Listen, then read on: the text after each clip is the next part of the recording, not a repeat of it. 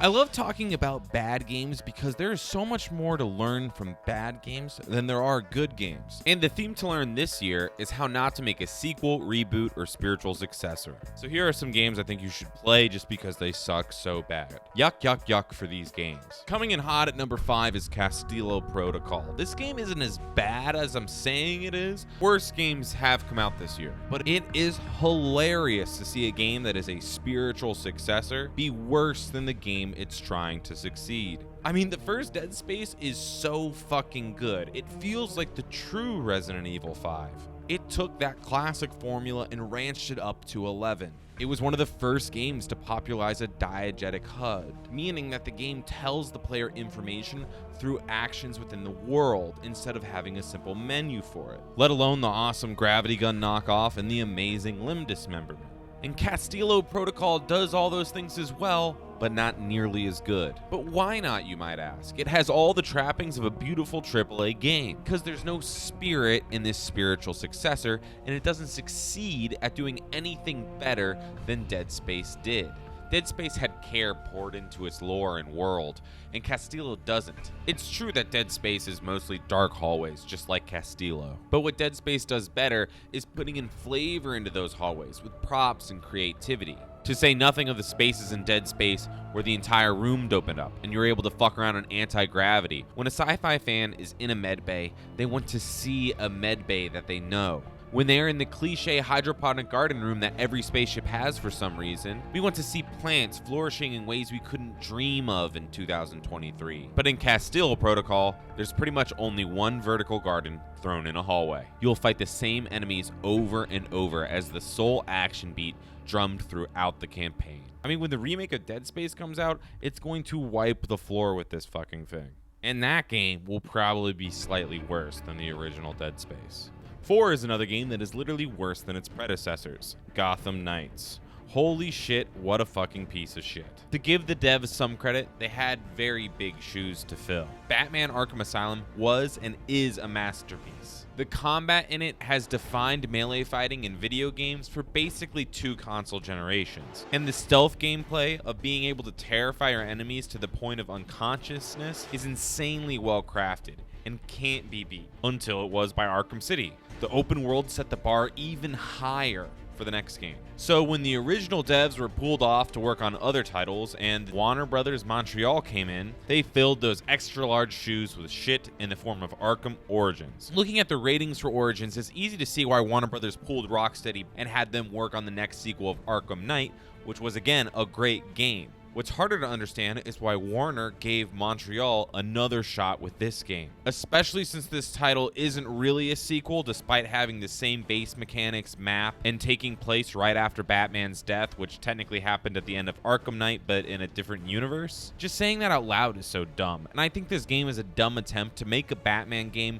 while Rocksteady was supposed to be doing something else, with its sole selling point being the shitty multiplayer. I mean, the combat is worse than an Arkham Asylum, the traversal is worse than an Arkham Knight, and the multiplayer is so shallow it's not worth playing, especially with Suicide Squad being a co-op game made by the good devs, Rocksteady, right around the corner. I can't tell you how bad it feels to go off a jump in this game. And it has a horrible crafting system because why not? This game just doesn't make sense. If you want to play a Batman game, go play any of the other ones that have ever come out, to include the Lego ones. The characters suck, the gameplay sucks, the whole thing is just so damn sucky. The third worst game this year is probably the actual worst, I mean like statistically the worst, and that's Babylon's Fall. Now, I don't really want to spend a lot of time talking about this one because it's just so forgettable in every single way. Plus, other, better YouTubers have made videos shitting on it already. I love Babylon Fall's failure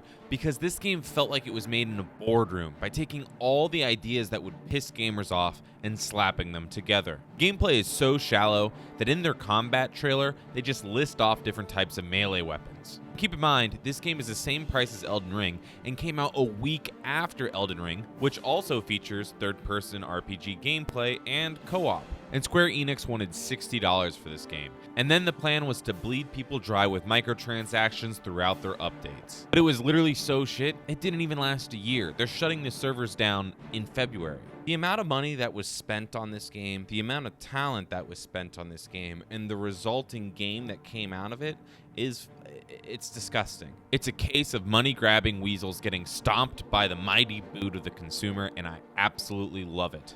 I want more games that are a solid $60 and you get a solid single-player experience or multiplayer experience if the single player isn't that good out of that $60 to $70 purchase. The second worst game of 2022 barely made the cutoff. Sports Story.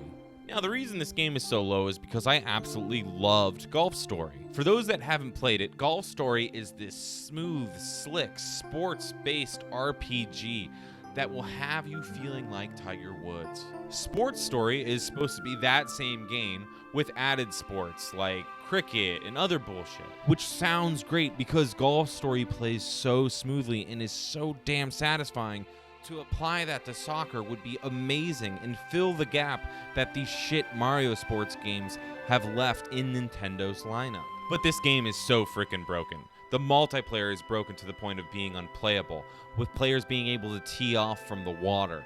Single player is broken to the point of unplayability as well, with multiple softlocks happening and constantly being reported. But worse than all of that, the golf mechanics are so much more shallow and unsatisfying to use than they are in Golf Story. The interface for Golf Story has everything you need to know right there, clearly stated.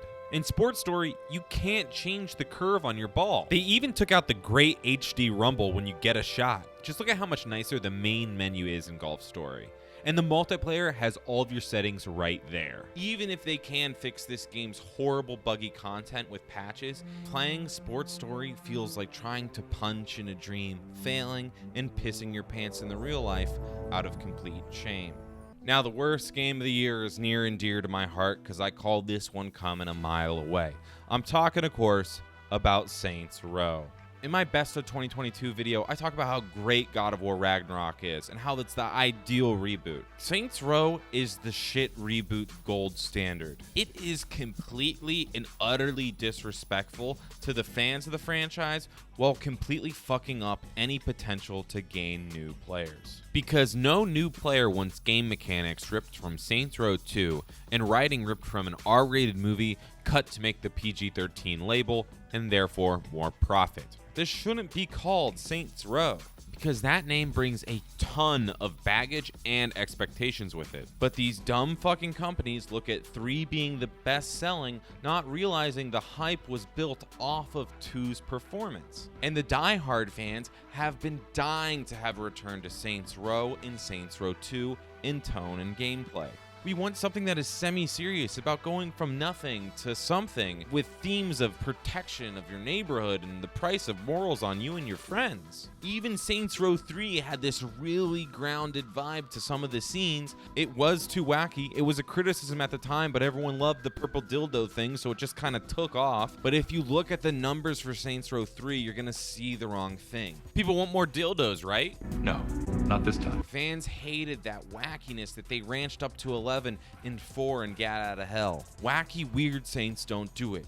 Gangster Saints do. But the real shit icing on this shit cake is how from the first trailer, fans of the series could tell this game was going to be complete shit. And then there is the incredibly sluggish gameplay that feels like it came from the 360 era. Just look at how much smoother these animations are in 3. Say what you will about the plot of the past games, but you can't deny its characters were at the focus. Your GF dies in Saints Row 1, your loyal friend betrays you, and the boss of your gang is forced to choose between his city and you. It's full of classic interpersonal conflict. And Saints Row 2 is a classic revenge tale that ultimately accumulates in your character killing the boss of the first game as he chastises you for taking things too far. Don't you get it? The Saints didn't solve a goddamn thing. Drugs were still being pushed. Innocent people were still getting killed. All we did was turn into vice kings that wore purple.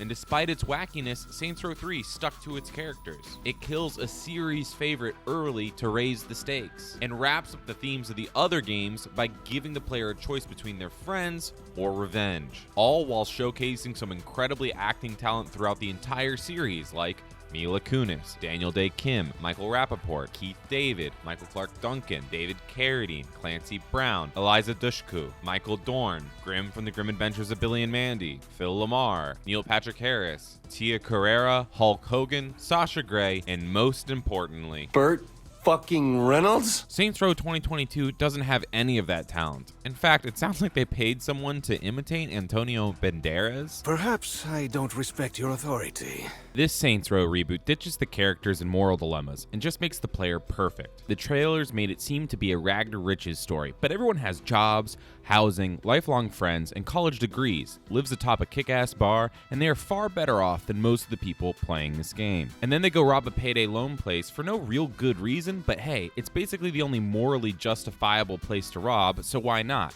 I don't have much. We don't want your money, just his. After that escapade, they go steal back an indigenous artifact. And the gang suffers no real setbacks until the guys claim that they have a non-compete contract with the player character and somehow take their entire gang?